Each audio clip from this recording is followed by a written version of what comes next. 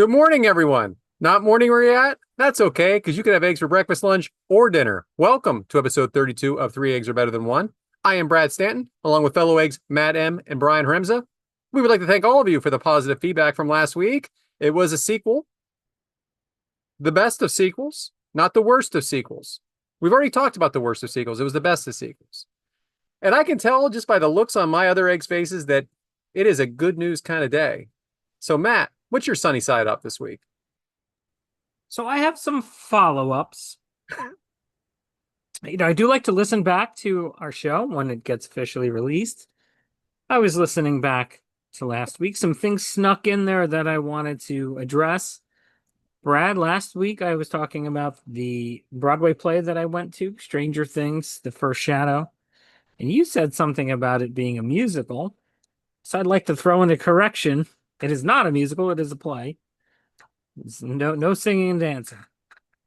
I also mentioned that it was up for some Tony Awards, which are the Broadway awards, and it won awards for lighting, sound, and production design. So, as I had suspected, it was a really, really high value production, and it won a bunch of awards for that. It also won a special award for its overall illusions and special effects. It was like one of those like bonus awards where it wasn't actually like up against other things. It was like a special achievement award. So there was a very successful thing going on there. My other follow-up is, Brad, you said you're going to be going to the movies for Father's Day weekend, and you said you were going to go to a 3D movie. And I thought, how does that work out for somebody who wears glasses all the time? I don't wear glasses all the time, but you do. So what is that 3D glasses experience like in the movie theater? If you put it over top of your glasses and it's 3D. That's it?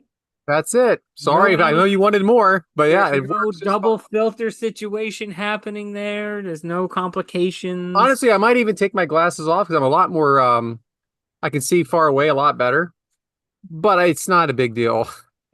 It's not what you think. You can wear them over top of your glasses and everything works just fine. We got a double ear situation. Definitely a double ear situation. Yeah. Yeah. Somebody should come up with something better. I mean, I don't even know why you need glasses anymore. There's got to be something you can do. Yeah, if only.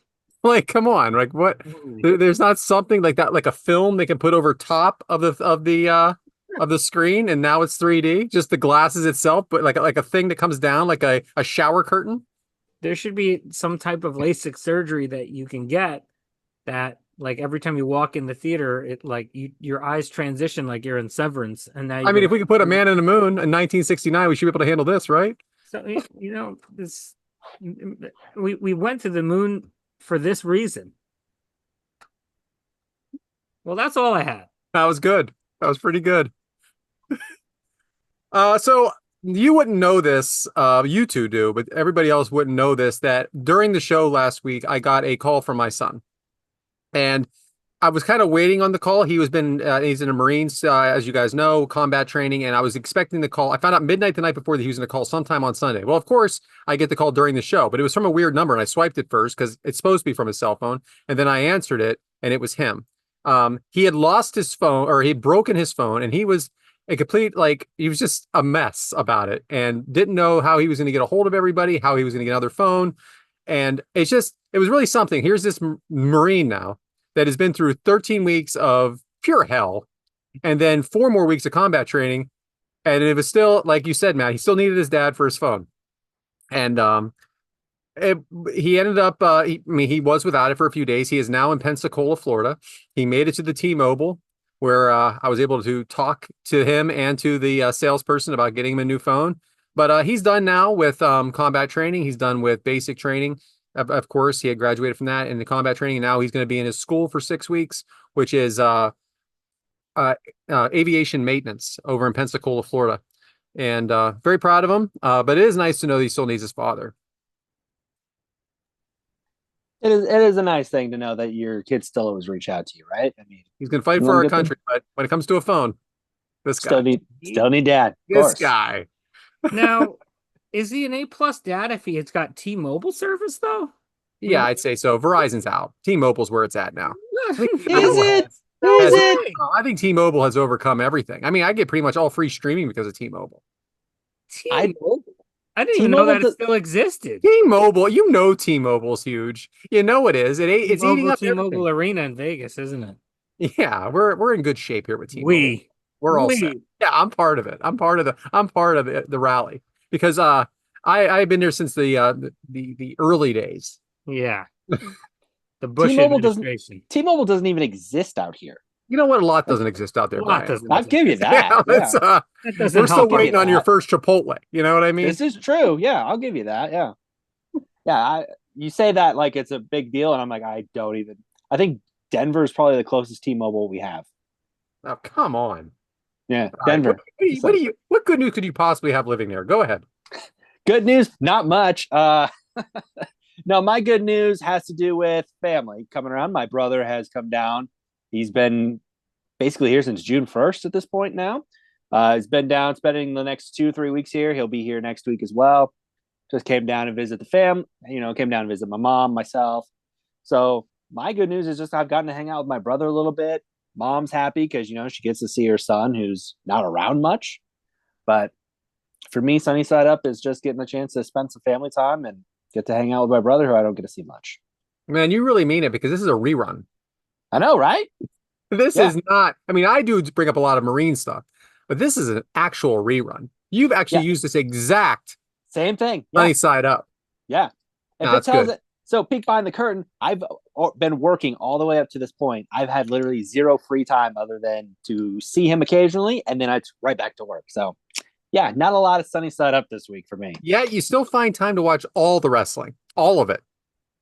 Sometimes, somehow, I do. Yeah, Somehow. I somehow. have. You have. Well, good for you, Bryant. Good for you. Yeah. So hard boiled time. And you guys know a little about this. Got a letter last day of May, in the mail from my homeowner's insurance company that said, we have inspected your roof and you need to have basically, I'm paraphrasing, you need to have a new roof by July 15th, 2025. Now, this is May 31st, 45 days. Now, honestly, could I have gotten around the 45 days? Were they going to drop me after 45 days? I'm going to go with no, but I knew I was going to need a new roof. Eventually, I haven't got a roof since I've lived in this house. So they're probably not too far off. But how the hell do they know? Right? How do they even know? Did they climb a ladder and get on my roof while we were home and nobody noticed? My dogs didn't bark? No, no, no. Drones.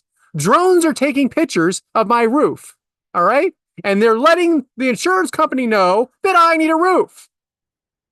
I should just be like everybody else in the world and wait for a big leak. And then I need a roof. No, no, no. We're going to get ahead of this. So guy comes to my house. I know somebody that knows somebody. It's not no deal or anything, but I didn't really know any roofing people, which is stinks for a car guy. Car guys like to know people. We like to know we got a guy. I didn't have a guy. So he comes to the house and he goes up on the roof and I said, this is what I want you to do. I want you to find out if this was weather related.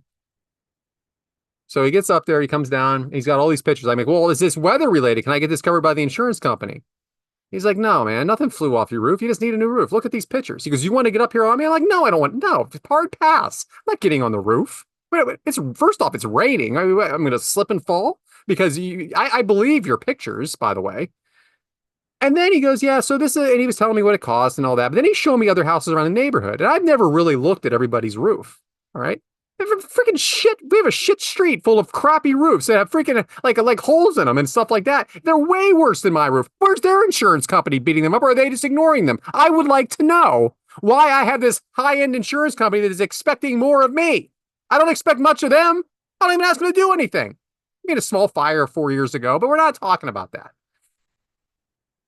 So anyway, hard boiled on that. The roof's going as we record this. The roof's going on tomorrow. Yeah, it's already in my yard. The roof is in my yard. Hopefully nobody steals it. It looks heavy though. I imagine like the TV sitcom story of like the roof is in the yard. So in the yard is just this peak roof just sitting there waiting to be put on your house. I know it's not the case, but in my mind, that's what I want to believe. Maybe They Also, just come with the crane and just No, it's going to be a team of drones are going to lift it. Huh. Yes, there it is.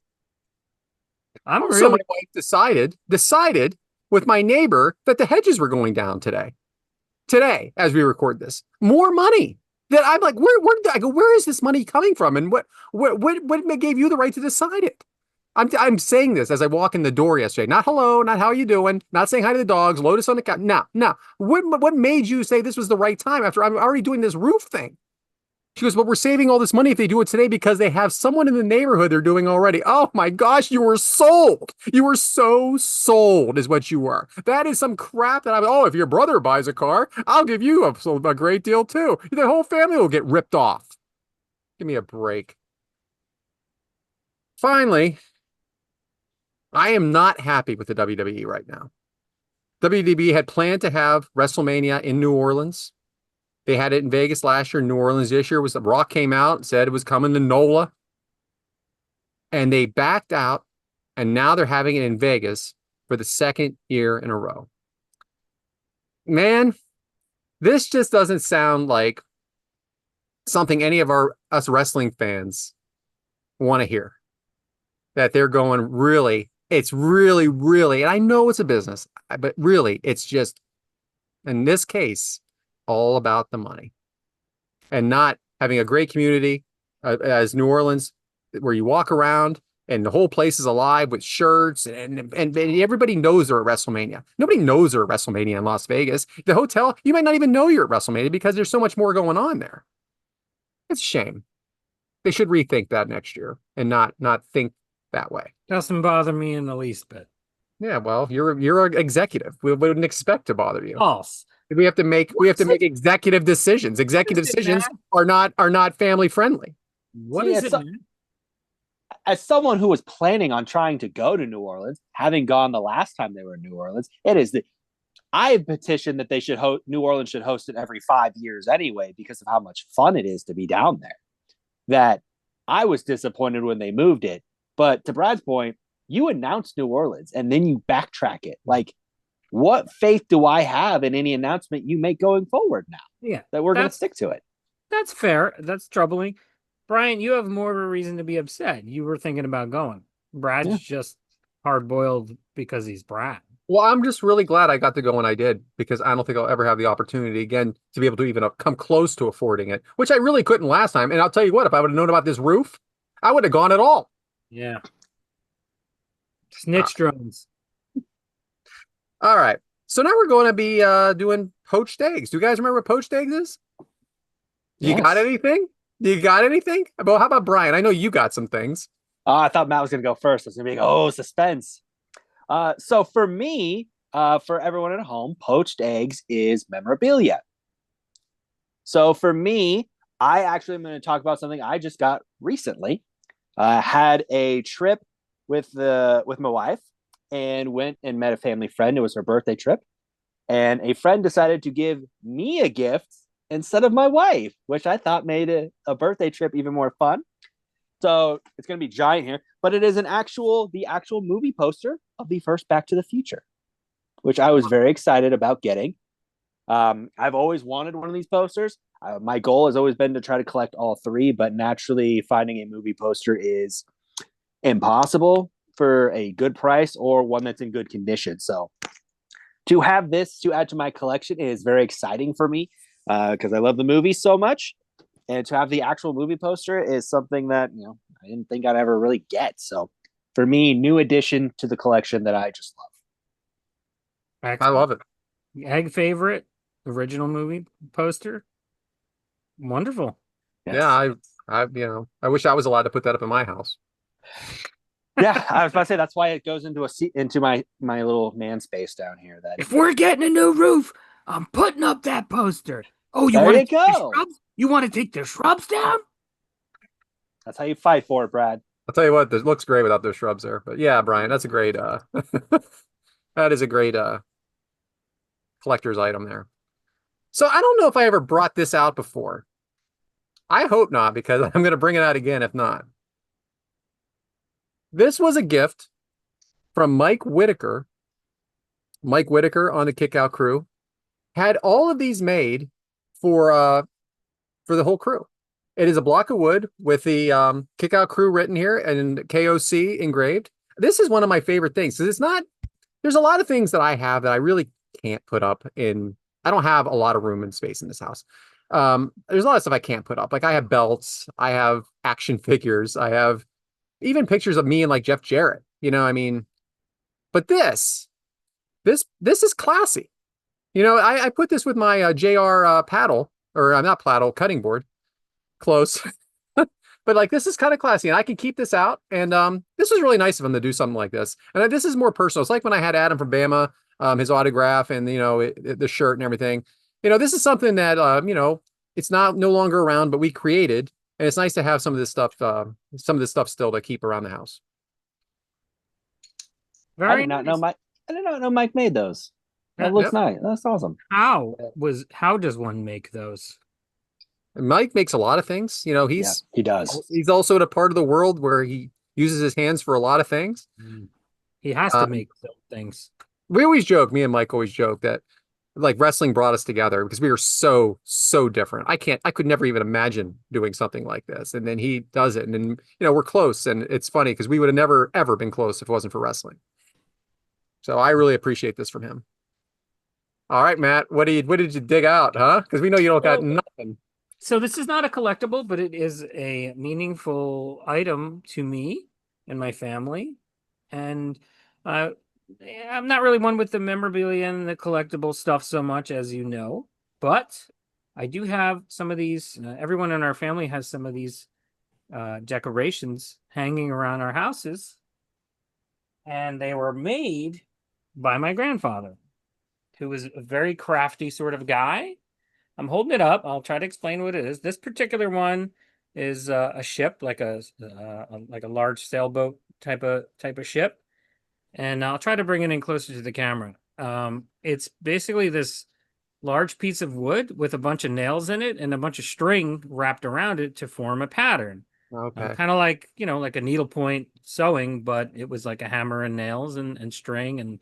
There's a lot of little tiny nails and a lot of string, and there's wood here making the bottom of the ship, and the poles, and I don't know the terminology, but I've got a ton of these. He made like sports players when I was young, and he's passed over 30 years now, but we all have stuff like this in our homes. There's a giant one at my mom's house of like a lion. It's like the greatest thing ever. He's got like fur on it. He was just like a really talented guy when it came to like crafty stuff like that. So I yanked this one off the wall to show because it's just really cool and unique. I don't think I see them out in the world too much. I don't know anyone else who's ever mentioned them or created them or has them displayed, but it's a pretty cool thing, I think. It's like absolutely priceless. That's absolutely, yeah. It's yeah. And one day when I'm the oldest remaining member of the family, I'm going to get that lion because that's like the prized possession. It's very big and it's just really awesome looking. I don't like the sound of that. When you're the oldest, you get the lion. This also sounds like you're just going to start knocking people off so that you can get it. Yeah, like I don't know. Who's got the lion? Who's got the lion? I'm the oldest. Lion? Oh yeah, I'm just going to go over there with a bat real quick. So, and I wanted to say his name. So, in families, your grandma, your grandpa, you might have a particular name from them, Mima, Pop Pop, things like that. Mm-hmm. We always called him Popo Pete. Popo Pete. That was his name, Popo Pete. There you go. Wasn't he in Toy Story 2? I believe so, yeah. Popo Pete, I don't know. And his name was Pietro. Like the Italian Peter, and my middle name is Peter, so I'm named. I got my middle name named after him. Awesome. That's cool. So I did a raw eggs. I don't know how I feel about this topic because it's undefined. Love a raw eggs. It's not my thing normally, but all right. So I want to know where you guys are at on this because it's so strange to me. A couple weeks ago, I went to a 50th birthday party at the Chamonix Brewing Company. Now it's a brewery. It's a brewery. And I'm there, and they're all the same, right? Except for maybe Iron Hill's a little different, a little upgraded. They're all the same. There's like it's very open, right? It's outside and inside. Okay. There's always cornhole or the can with the can, and on the inside, what's the can where you put the frisbee in? Can jam? Can jam. I I was mean, about to say, what the hell is that? Like, are you there just could be throwing games like, cans? I'm just saying games like that outside kind of games. Now on the inside, there's also like board games and like different types of board games that look like they're just from somebody's house, right? Also, what's very strange about a brewery to me is that it's family friendly. So when I'm there, and I'm telling you, I told my wife, I go, boy, this seems like a great place to pick up single moms because they were all there bringing their kids back from Little League, and they were going to the brewery as that's where the family's hanging out at the brewery. And I never really clicked with me until I was there the other night that this happens at almost all of them. It's family friendly at a place where it's basically made for alcohol. And the kids are running around having a great time playing the games, going on a couch that for some reason is in this brewery. Also, I'm looking at the stuff coming up. There's comedians, there's music, there's this one cracked me up. For Friday the 13th, they're having a Friday the 13th part 5 viewing party. I mean, are we wearing headphones? Like, I can't imagine being at a bar and everybody's listening and watching Friday the 13th part 5. I don't know. It's such a strange model, business model to me. I've been to lots of them, and it just clicked for me the other day. This is really different. It's just so different because you wouldn't expect that at a winery. Like a winery's you're tasting wine. I don't know. What do you guys think? Have you guys been to breweries and noticed this kind of behavior? 100%. Why is it this way? Why is it family friendly? Aren't we getting drunk? So I, I'm I not have sure. I have it both ways where I live. There's a brewery that is not kid friendly. It is just strictly the brewery. You go in, you drink, that's it. And then we have breweries that are also one that we have turned itself also into a restaurant to help draw in more people. So it serves that. It's got like the play area for kids. It's a restaurant. There's sand volleyball out there. The kids can run around in the field or whatever while they're at the brewery as well. So it's kind of that mix of you want that crowd because if not, are you going to get that big of a crowd if you don't make it kid friendly? No. But if Interesting you you, say that. Interesting you say that because even what you said about the restaurant. Now, most of the now like Iron Hill, I think Matt knows what an Iron Hill is. I don't know if you do, Bryant. It's a chain, but like most breweries that I go to have the food trucks. hmm, Have you have that?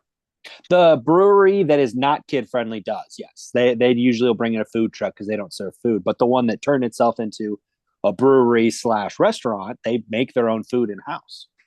And because it was a rainy kind of night and then it cleared up later, there was only one food truck there. Also, you're allowed to order food and bring it in there.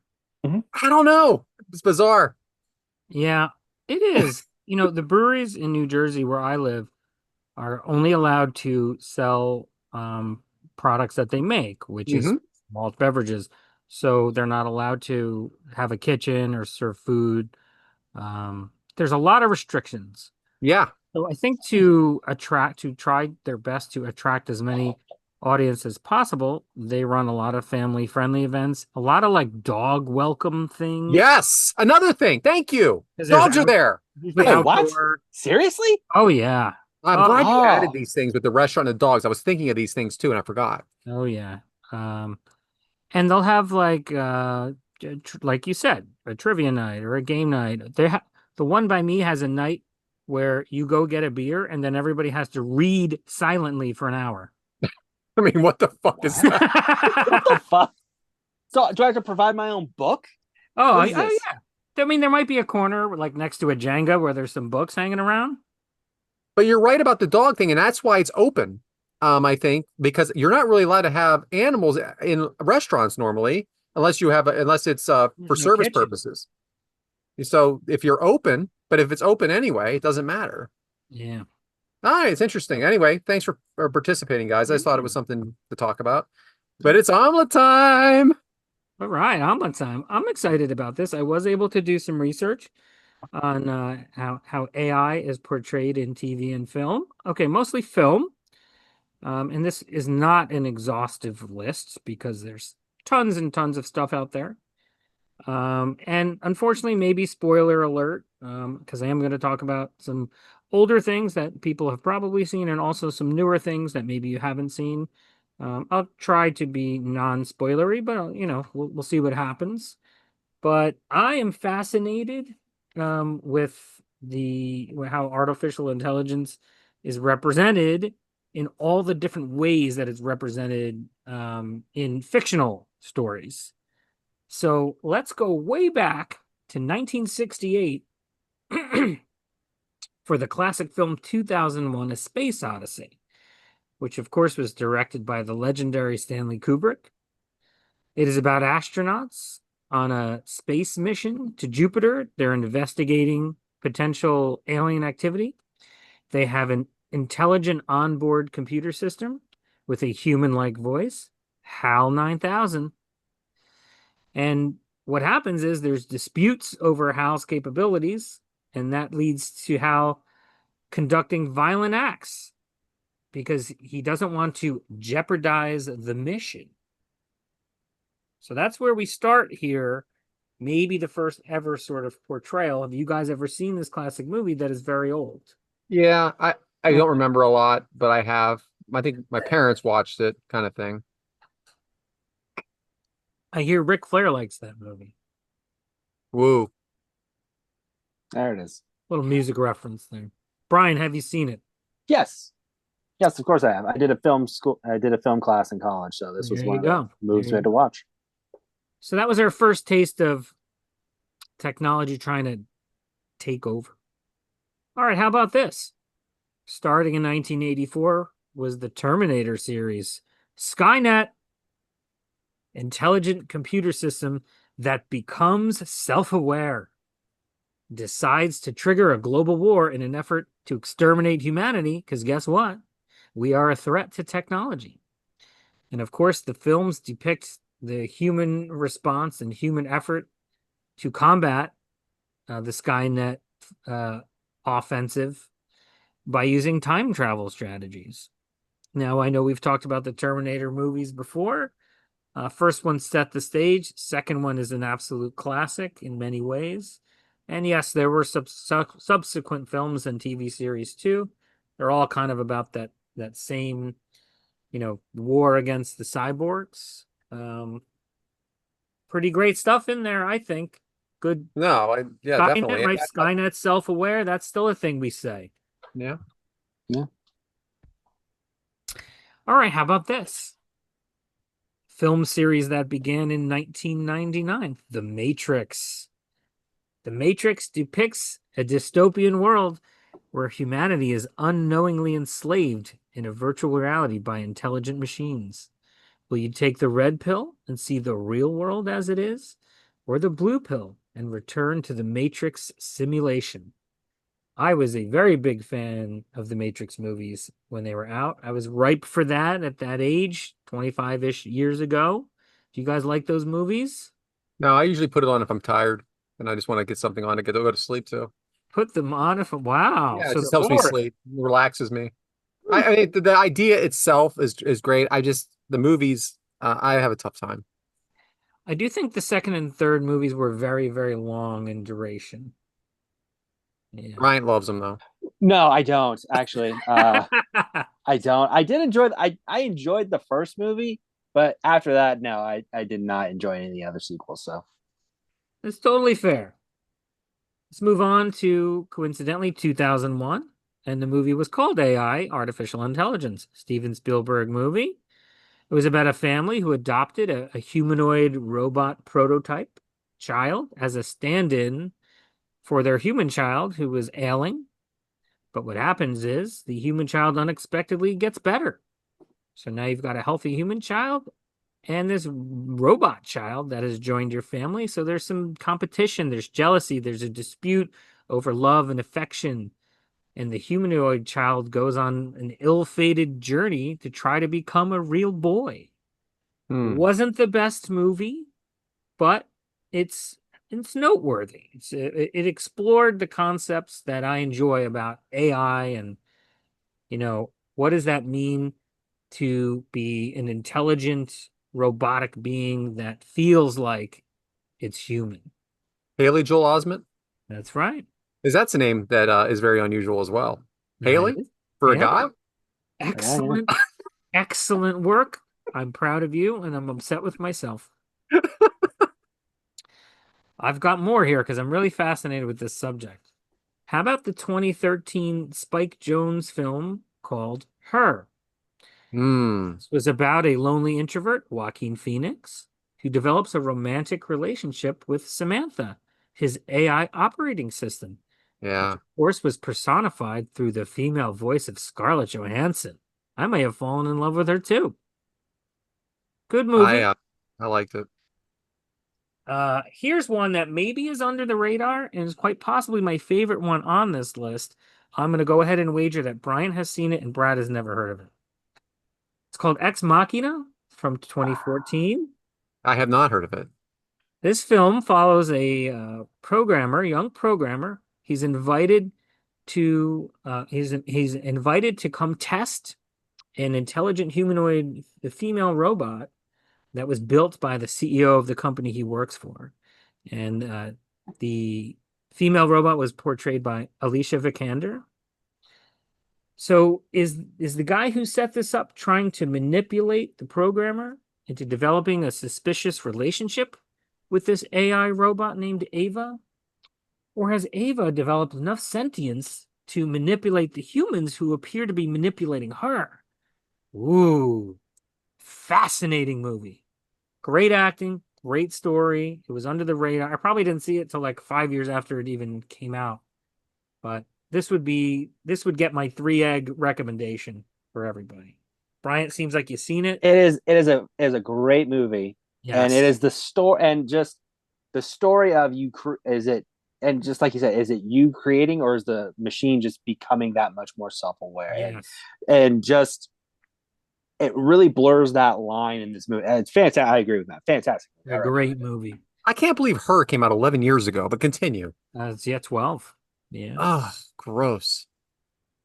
All right, so now I'm getting into like real recent stuff here, and now they've become a little bit more like slasher film type rather than as as thought provoking as some of the ones we've talked about already. But I still watch them all. So this one from 2022 is called Megan, and it's Mhm. M3GAN. It's about an AI doll named Megan. She develops self-awareness and she becomes hostile toward anyone who tries to come between her and her human companion. Basically, it's a child's toy that will do anything and everything to protect this child. It did really well. And so in fact there is a sequel, I Megan was just about to mention that. 2.0. Yeah. Megan 2.0 comes out very soon on June 27th, and there's a spin-off apparently called Soulmate, which will be released in January. I know it's not the same as like Chucky from Child's Play, but it's the same idea that you can go on with this forever. I It know that that was is. more of a voodoo type situation with Yeah. Chucky, but still, it's the idea of a doll coming to life. It's always going to win. It is precisely that, and that's a great comparison. This one I watched recently. It just came out last year. It's called Subservience, and it stars Megan Fox as an AI fembot. Hmm. She gets hired by the husband of a struggling family. This man's trying to balance the difficulties of his household and his job, which is being threatened by robot replacements. And his wife falls ill, his human wife, and he just can't juggle everything. So he basically hires this female robot to be the stand in for his wife. And what do you think happens? She short circuits, becomes sentient, and becomes hostile and seductive. Yeah, I'm Megan taking my Fox. chances with Megan Fox as a fembot Megan, because these boots are made for walking. Megan Fox. I gathered that based on your comment. I'm a Megan Fox guy. Big Megan Fox guy. All right, a couple more. Also, last year, there's a movie called Afraid, and the AI in Afraid sort of stood out, right? Ah, This one is about a family who gets a like a prototype of a new smart home device, like an Alexa or a Google Voice or something. Well, guess what? This thing takes over their lives, starts injecting itself here and there, does anything to protect the daughter of its family, whether it's criminal or violent. The whole thing spins out of control. It was okay. Again, this was more of a teeny bopper horror sort of situation. Finally, I just watched this one recently. It just came out this year. It's called Companion. This one's follows a group of friends that are on a getaway weekend at this remote cabin. Jack Quaid is the star, and we learn his new girlfriend is actually an AI companion robot, a girlfriend for hire that he Hmm, rented from a robotics company. nice. There's a secret robbery plot, and it turns violent. And I love this because this is what I mean. Every one of these films explores a tiny little slice of what could and could not be, or what could and could not go wrong. This plot turns violent when this AI companion is jailbroken. So her inability to do harm is disabled. Oh, oh, they didn't think about that when they were building her. So I just really like these things. Obviously, we're in the AI age now in real life, so they're going to keep cranking them out. I have to do a major honorable mention here. This could be its own episode or a series of dissection. But the Netflix series Black Mirror is amazing, wonderful, fantastic. So many of the episodes, which are kind of like mini movies, a lot of them explore AI in different ways and how it can be harmful. You know, with this, it's like the spin is it's supposed to be useful, but it turns out to be harmful. So we don't have the time right now to get into all that. Maybe in the future, but that entire series, Black Mirror, is excellent if you like this sort of dark storytelling. So thank you for indulging me. I very much enjoy talking about these things. If you have not seen Ex Machina, I would go find it and I would watch it. Awesome. Good job, Matt. I know Bryant really enjoyed it. I enjoyed it as well. Good job. Which brings us to Soft Boiled, which is what we're listening to in music. So since, match is finished, let's go to Bryant. What you listening to this week? I've been listening to a lot because I've been driving a lot for work. So I just either throw on a podcast, and then when the podcast gets boring, I just throw on some music. And for me, I will go back to my youth, and I don't want to consider myself. I guess there might have been an emo band. I don't know, but I've been listening to a lot of Panic at the Disco.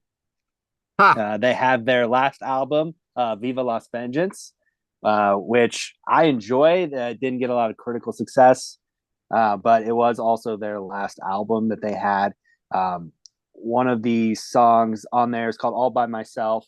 It's kind of their own take on the song, kind of not an updated version, not a remix, but just kind of their own spin on the song. And I've always been a fan since the first album came out when I was in high school. So I've always just kind of stuck with them. But that song's been kind of coming on repeat a little bit more in the car this week. So that is what I'm listening to.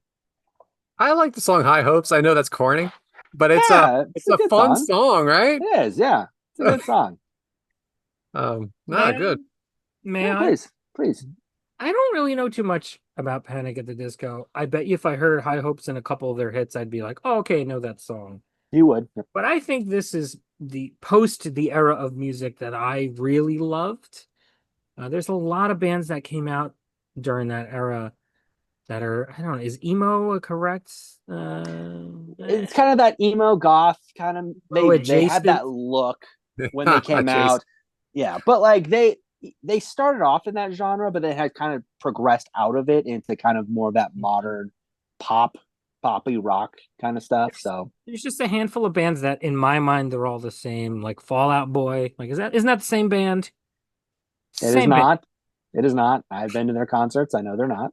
So So you're saying their last album. So Panic, they're not a band anymore. Is that correct? no, the lead singer Brandon went off and decided he had a baby. He and his wife, so he chose to go be a father. So they put the band on hiatus for right now. Okay. So Now I think this is correct what I'm about to say. Their bass player was female, and her name is Nicole Rowe, mhm. and she is now the bass player for Incubus, replacing a guy that I've talked about on the show a lot, Ben Kenny, that solo musician that I really like, who had the brain tumor and had to leave Incubus.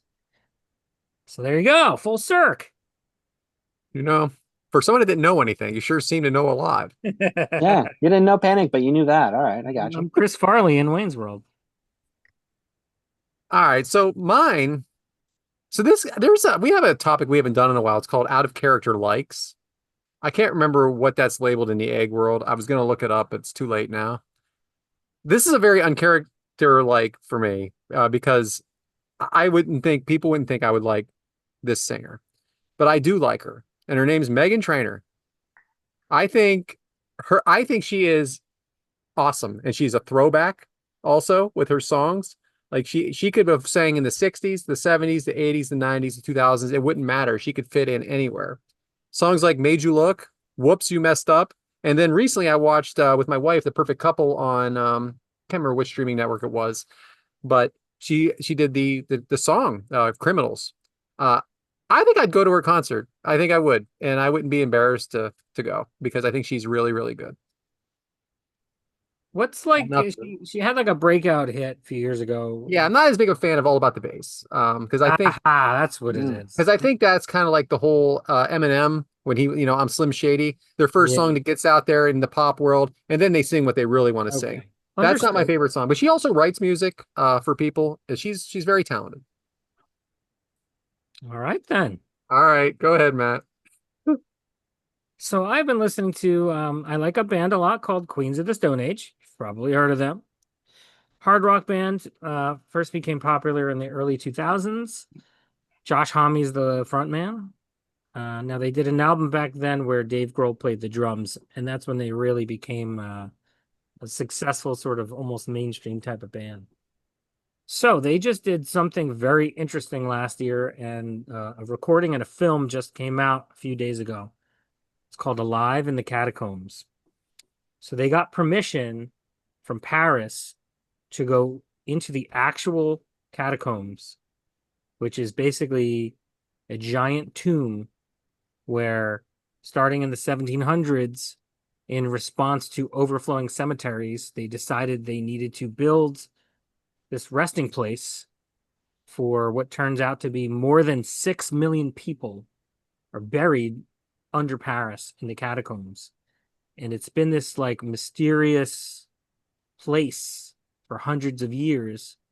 And there's been a lot of underground, in quotes, underground things that have occurred there over time. This is the first band that ever got permission to officially perform there. Not in front of an audience, acoustic style. They added some string instruments. They rearranged some of their songs. They played like a half an hour's worth of music in the catacombs. Some of their hit songs. And it's just this beautiful set of music. They slowed it down. It's a very haunting, and the film is very captivating. I mean, think about what they're doing and where they're playing and who they're playing to and who the audience is. I think it's a real achievement. I think they're very proud of it. And it's also cool because the arrangement of the songs is different than you're used to. I always like that when a band sort of redoes some of their stuff to make it to meet whatever the contemporary thing they're trying to achieve is. And anybody who likes them or that type of music, I would highly recommend it because it's very special. You have music on all day, Matt? No, You got podcasts to listen to. if That's I'm right. working, there could be podcasts going, there could be music. So if I depending on what I'm working on, if I need ultimate focus, I'll either go quiet or music because I don't care Yeah. if I'm catching the music or not. If I can be a little bit more lax, that's usually when the podcast comes on. And even then, I don't care if I'm missing stuff. Hmm. But I don't listen to the type of podcast like a true crime where I can't miss stuff because I know I'm going to miss stuff. So I'm just okay with listening to wrestling podcasts where I don't mind if I miss stuff. Yeah, I get you on that. I try not to though, but I know what you're saying. It's not the end of the world. You're not gonna miss a clue. I mean, it is a goal of mine to always be consuming something because I think time is sort of precious and valuable.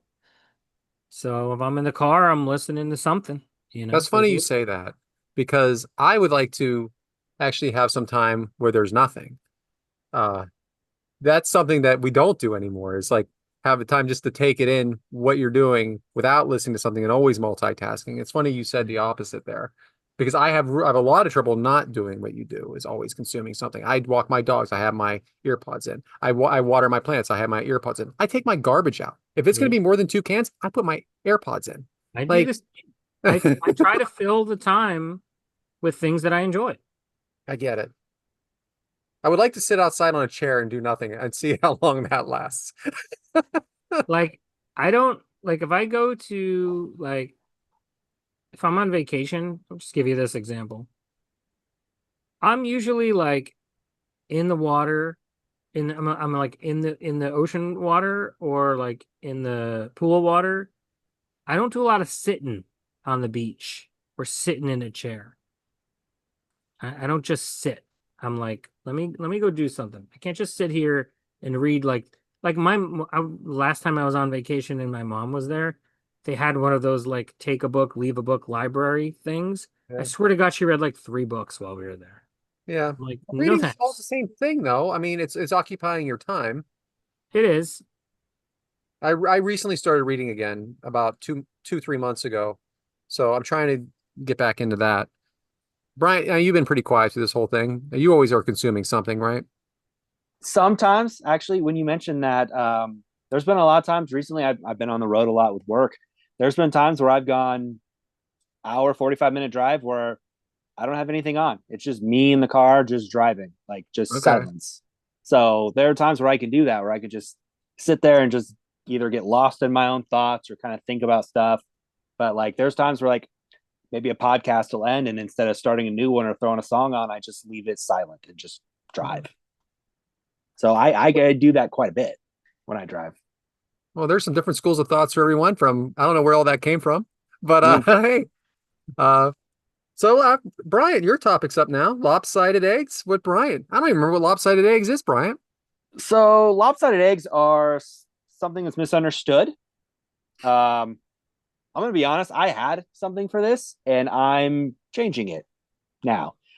So today I was driving, listening to a podcast, and one of my podcasts I listened to is someone I gave a shout out to recently on the show here. It's Charting the Territories with Al Getz and John Boucher. And Al announced on his show that he is ending the podcast due to his mental health. And I think that's something that is still misunderstood in our society today is men's mental health. So this isn't me getting on a soapbox or nothing here or anything like that, but I think it's something that still needs to be talked about a little bit more. I still subscribe to the theory of you're a man, you just fight through it and you figure it out. And it was kind of interesting today listening to Al talk on his show about what he was going through and going to counseling and seeing a therapist, and then how the show was a way to hide from stuff that he was repressing. And it's stuff that sometimes as men we're not supposed you're always thought you don't talk about it. You just kind of, like as I said, you push it down. You don't think about it. You just bury it. And to hear Al talk about this, someone who I've come to respect through his work that he does, that it kind of was that eye-opening thing to make you realize, that this is still something that is still misunderstood, really, in our society for us as, that you don't talk about it, you don't say anything, you just work through it. And to hear him talk it out and say what's going on was something I appreciated. And when someone like me who can, as I admit, I just mask it or I push it down, don't want to deal with it. So to hear somebody else talk about that was a little eye-opening for me, helpful. And, so that's something to me that, as I said, I had a topic, hearing that made my mindset change. So to me, misunderstood mental health, there's always somebody out there to talk to. There's always somebody who will listen.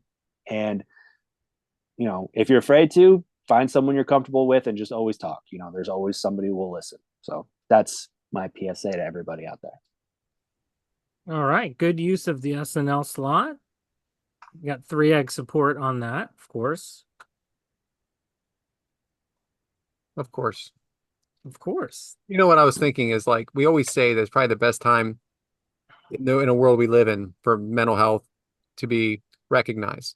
But 30 years ago, they were saying the same thing. 30 years before that, they were saying the same thing because we've always progressed, right? We've always progressed and tried to get better with it. So in 30 years, they'll be saying it again. So it's always something that needs to always continue to be better.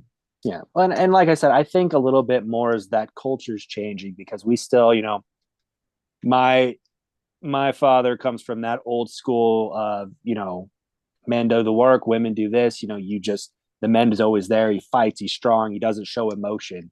And I think we're finally working out of that generation a little bit more to, there's no problem with showing that emotion if you want to. There's no problem with, showing that affection or anything that's going on. And I think that sometimes is what we need a little bit more of in this work on the men's side. So yeah, that is mine. Very good. Well, this has been another great episode, Matt. Why don't you go ahead and hit us with the socials? All right. Wow, we're at the end already. Well, this has been 3 Eggs Are Better Than One. We're cooking up every Monday morning at 6:30 a.m. Eastern on Apple Podcasts, Spotify, and everywhere else you get your podcasts. Follow us on YouTube at 3 Eggs Are Better Than One. The number 3, the letter R, the number 1. Also, follow us on X, Blue Sky, Instagram, and TikTok at 3Eggs Are Better. The number 3, the letter R. And our individual accounts at YesManBrad, at BHaremza, and I am at Purple Shirt Guy without the I. How about some 5-star reviews on Apple Podcasts? And we'd love to hear from you in the YouTube comments. Who's got next week? Is it Brian? No, it's me. And Brad. the thing that's weird is I didn't even finish the outline. Oh. All right. So next week it's we're gonna do something I did. It's just gonna be a little bit different. Top 6 assignment for both of you. Now, stipulation here: top 6 favorite cartoon characters you had growing up. Now, no one's picking Family Guy. No one's picking The Simpsons, okay? Childhood characters. Top 6 favorite. And guess what will be happening in a few weeks? Least. How did we? But from the same category. How was The Simpsons not eligible? I was not eligible. Not eligible. It's an adult cartoon. It is an adult cartoon with adult content. Horseshit. And once again, 6. Take us home, Bryant. You're killing me with the 6 thing, man. I need 5 or 10 here. Come on. 6. Because I can't do 5. I already got them. Well, I figured you did, of course. You wouldn't have the topic if you didn't have them. So, well, we thank you guys for joining us this week. We hope you guys got some insight on, learning about a little bit of mental health, maybe, learning about, these pub ideas, I guess, as we want to call them, or, with, how AI is trying to maybe help us or take over a little bit. That'll be for you guys to decide. The egg timer's been set. We'll see you guys next week.